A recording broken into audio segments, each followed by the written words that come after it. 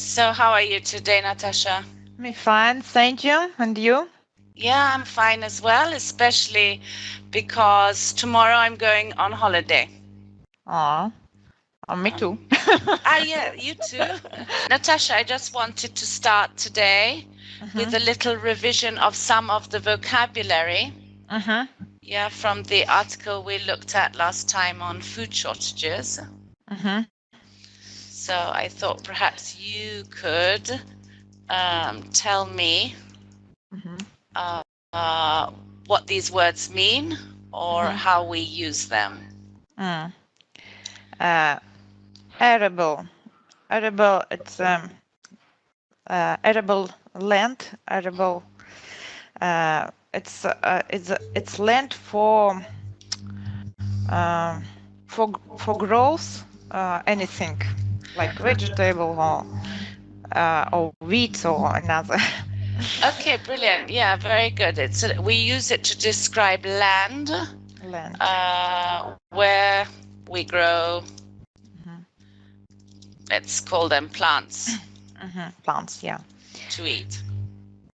Not decorative plants, not beautiful plants, but plants that we for eating. For eating. Yeah. Okay. Good.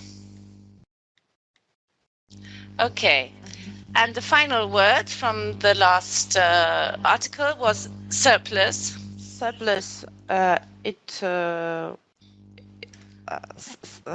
reverse the word scarcity. Very good, excellent. We don't say reverse, we can say the opposite of scarcity. Opposite. Yeah, the opposite of scarcity. Excellent, yeah. So it means when there is more than enough. More than enough. So more than enough of something. Okay, excellent. Very good. All right. You had some recipes to write for your homework. It was very difficult. Was it?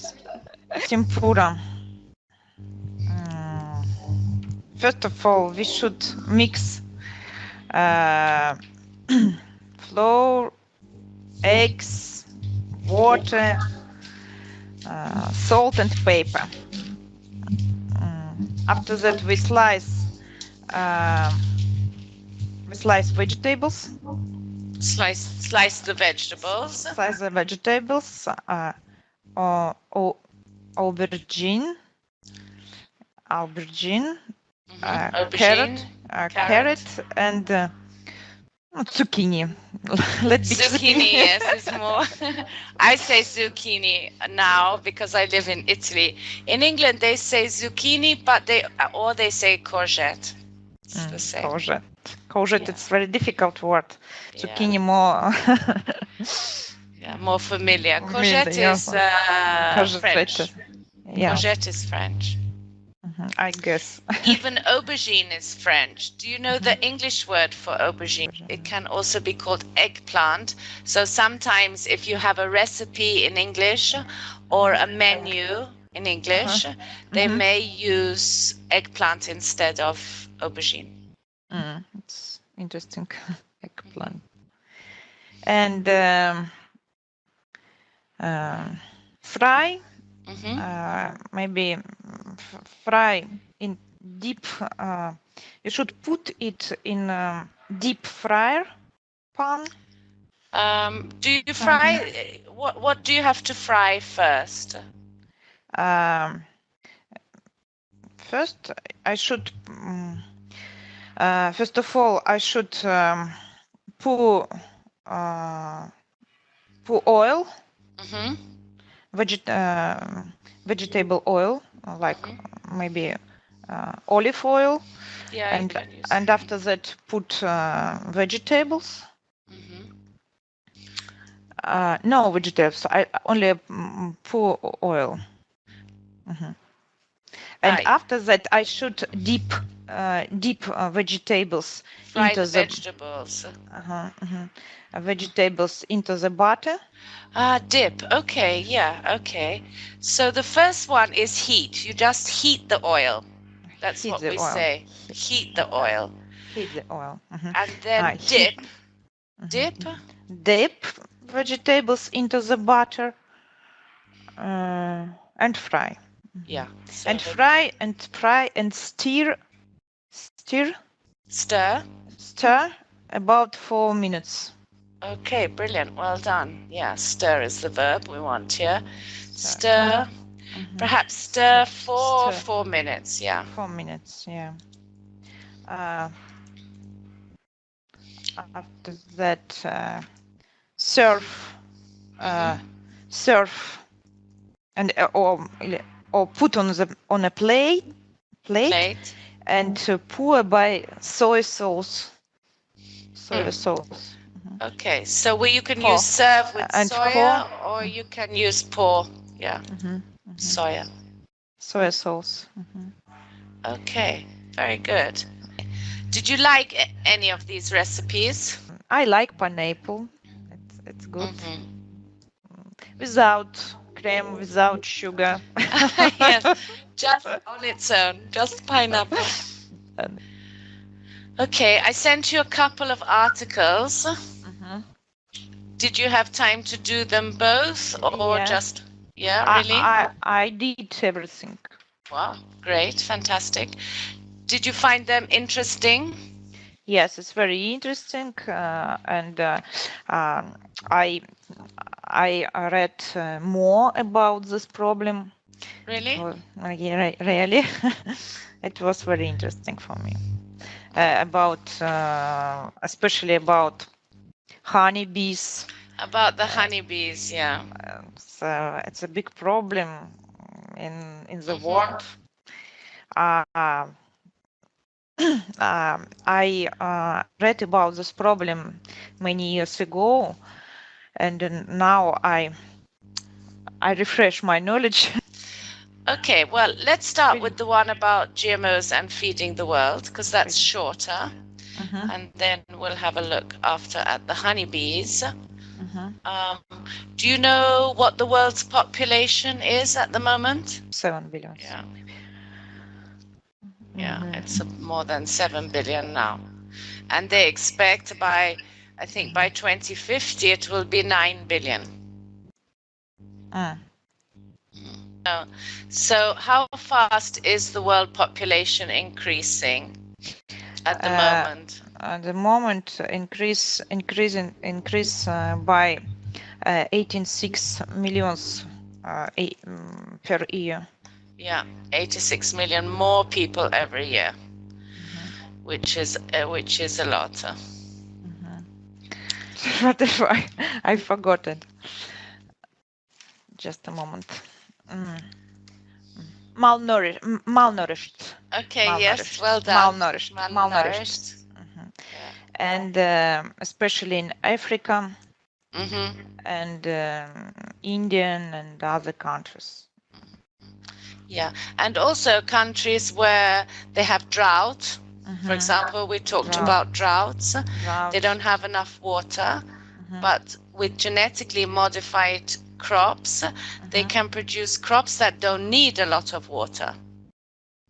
This is one example. So they say they can grow crops with less water. With less water. Yeah. Yeah, that's just one example of what they can do. Okay, before we read the article, let's have a look at this vocabulary exercise. Okay. Malnourished. It's sick or weak from not having enough food. Okay, excellent, very good. So I have a little video for you about GMOs. Transgenic foods. You think you eat healthily? You're against genetically manipulated foods? Just like you, more than 70% of European citizens say no to transgenic foods. Still, you too have long since eaten transgenic foods without even knowing. For example, 70% of worldwide soy production is already genetically modified. Such plants are being produced by the introduction of foreign genes. In this way, two main new characteristics emerge. Either the plants are resistant to phytotoxins, or they produce toxins themselves which kill pests and other animals. These plants then spread uncontrollably as wind and insects disseminate the pollen. 90% of all genetically modified plants are cultivated in America and exported to Europe on a grand scale. All in all, 80% of all transgenic plants are being processed for pet food and are largely fed to production animals. In this way, genetically modified organisms end up in your food too. Legally though, this does not need to be labelled on meat, eggs and milk products. Perhaps you're wondering whether this is dangerous at all. Well, there are already animal studies which document verifiable health consequences. And what's bad for animals can become dangerous for humans too. It's just that no long-term studies have been conducted on this up till now. But wait. We are all part of the long-term study already. And we are all the guinea pigs of the big agricultural companies. So this concerns us all. Our world is no experimental laboratory. Stop genetic manipulation. There are a lot more risks. Do you see it okay? Yes, I see everything. Okay. Would you like to see it again? Or shall we look at the questions? I'll try. Try with the questions? Yeah. Okay. So let's see what you understood. So how many Europeans have said no to genetically modified? 70%. Yeah, 70% of Europeans have said no. Yeah. Okay. What percentage of soya production around the world is genetically modified? 70% too. Yeah, good. 70% too. Did you understand how plants are genetically modified? We take scientists take gene from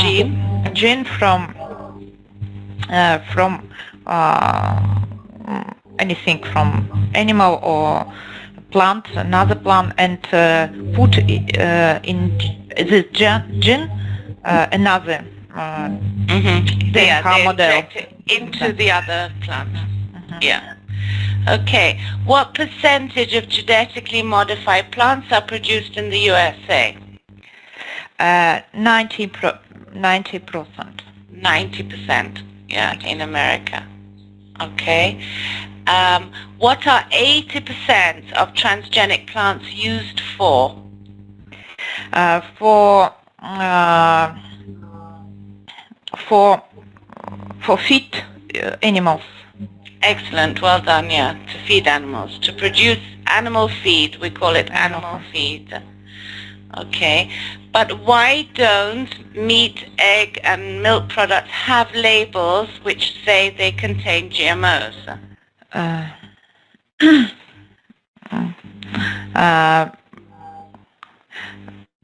don't meat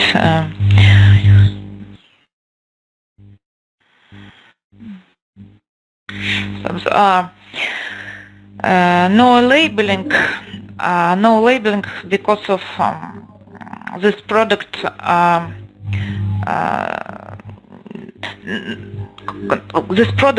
consists GMO only second cycle, maybe, how to say. Yeah, brilliant. Okay, indirectly. Yeah, not directly, but indirectly. Indirectly. It is a very helpful helpful word.